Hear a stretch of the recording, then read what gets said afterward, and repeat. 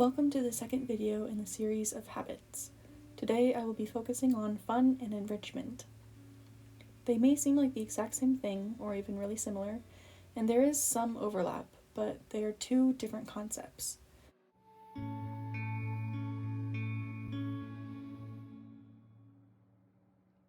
Plenty of people have seen the flow state diagram, with flow being a linear line on the axis of challenge level and skill level. I was looking at flow diagrams and I saw one that had several descriptors for the different levels of flow. It goes fun, joy, energized, and growth. This is my simplified flow state diagram, just using fun and enrichment in the place of growth. Low challenge rating and skill level is low skill level is fun, and high challenge rating and high skill level is enriching.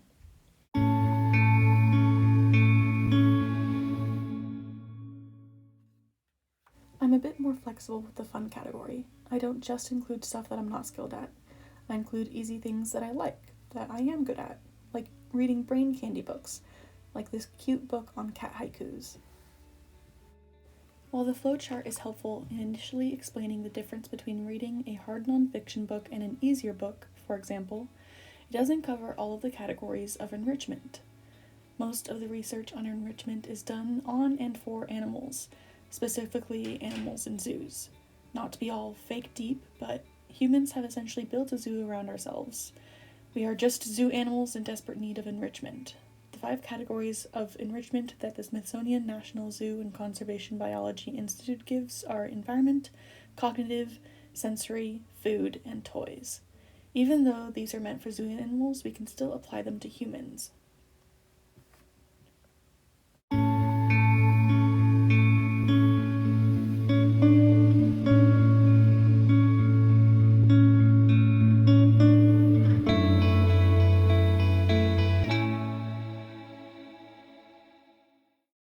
Environment. Adding color, texture, art, plants, and just overall interest to your room can help enrich you. This means that maximalism has at least one hand over minimalism, and sad beige moms are not enriching their kids. This is not a commentary video, so we will move on. Another aspect of environmental enrichment is switching locations. Go for a drive, go somewhere new, see some new sights, go for a walk, or even on a really bad day, just get out of your room and sit in the living room or flip the other way on your bed.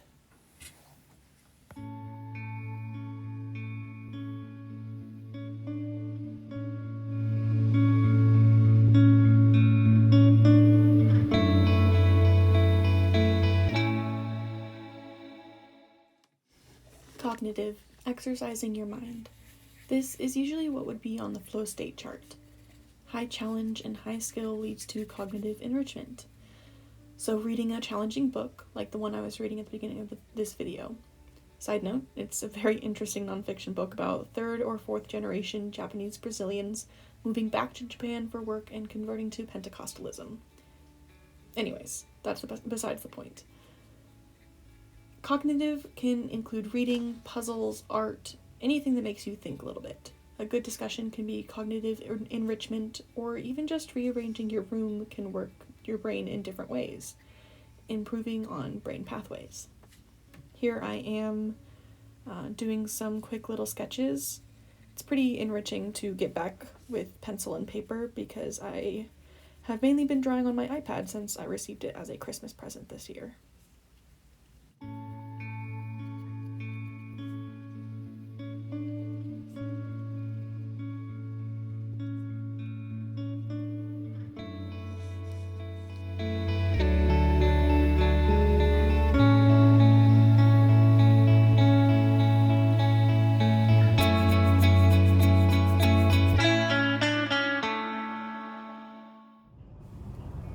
Sensory.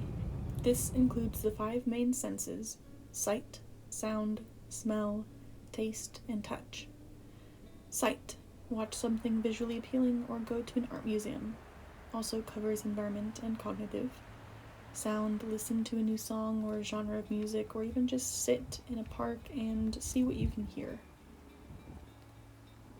Smell. This one can be as simple as lighting a candle or spraying perfume on yourself. Or, once again, go outside and see what you can smell. This was at the Japanese Gardens near Portland, and the moss smelled absolutely amazing. Taste. Cook a new recipe or go out to eat and try something new. Cook with spices you don't normally use, or try a culture's food that you haven't tried before. Touch. This one can range from lying out in the sun and feeling the warmth on your body to playing with moon sand or a similar toy, or even just touching leaves and seeing what you feel. Sensory enrichment is all about just interacting with the physical world. What do the steps feel like under your feet? How does the path feel? What can you smell in the air? What can you see?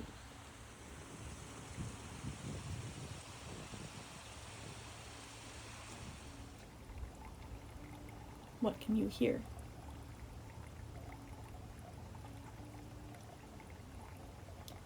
If you go out to eat something, are you trying something new?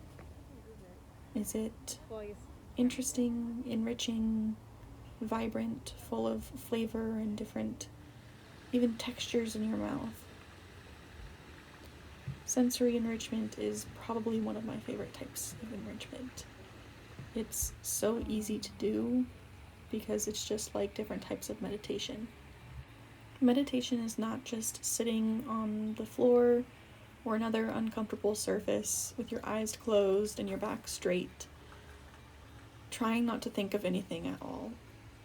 Meditation is seeing where your mind is wandering and taking note of that and noticing what's going on in your brain specifically, but also in the world around you and how your body feels.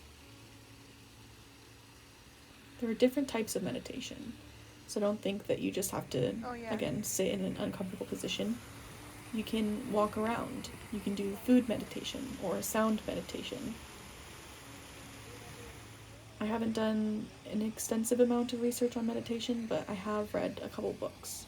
So I know that meditation isn't necessarily just sitting still and not thinking. So if that doesn't work for you, maybe try something new.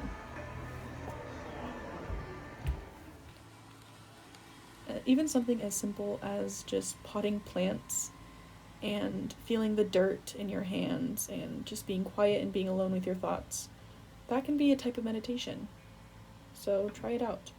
Maybe you can get some enrichment out of it.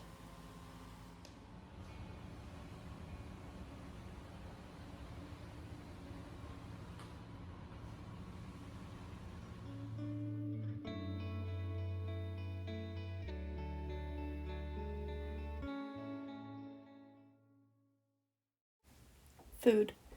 This one overlaps a lot with taste from sensory, but it can be not just new things, but also eating foods you normally eat in a new way, like eating salad with chopsticks.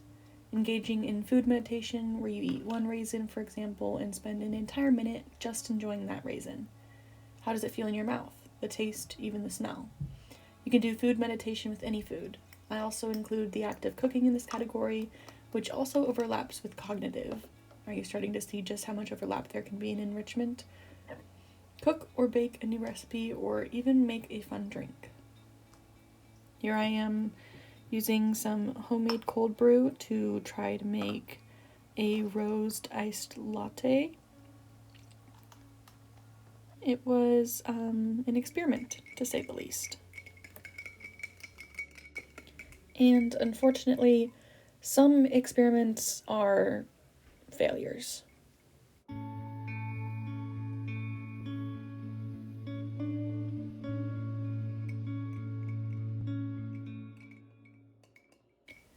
I decided to add a hot chocolate packet into the drink to try to make a mocha of sorts, but I didn't have any chocolate syrup, so I used a hot chocolate powder.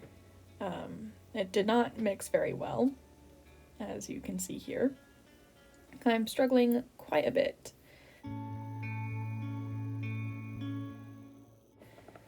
And once I even finally managed to get it all mixed up, it tasted worse.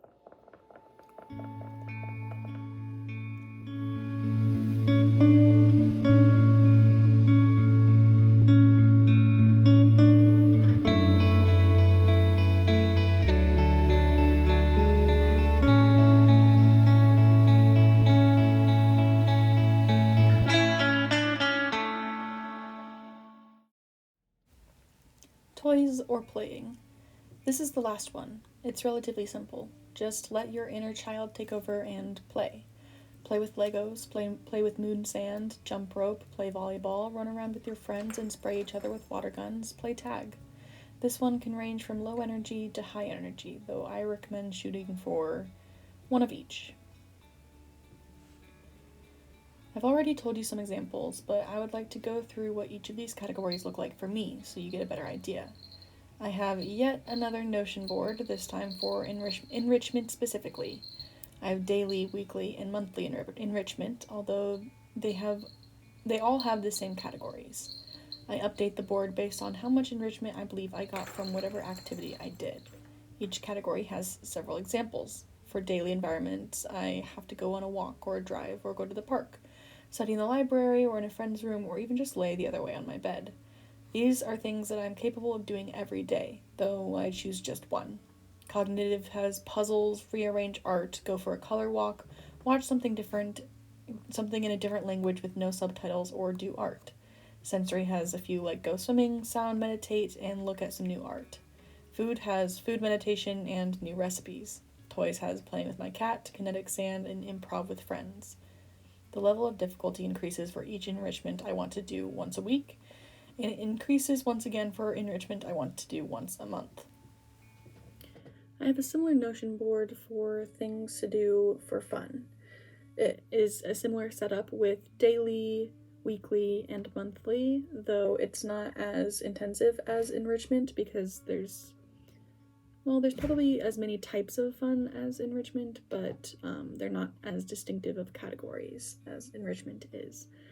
So I'm not aiming to hit every single category of fun, but I still have some main goals like call my friends, call my family, Zoom and play D&D or something, and do like a big project or have a big party. Those are more once a month type things, but I would like to get more consistent with stuff that's like every day, like talking to a friend in person, and then every week calling my family or my friends at home.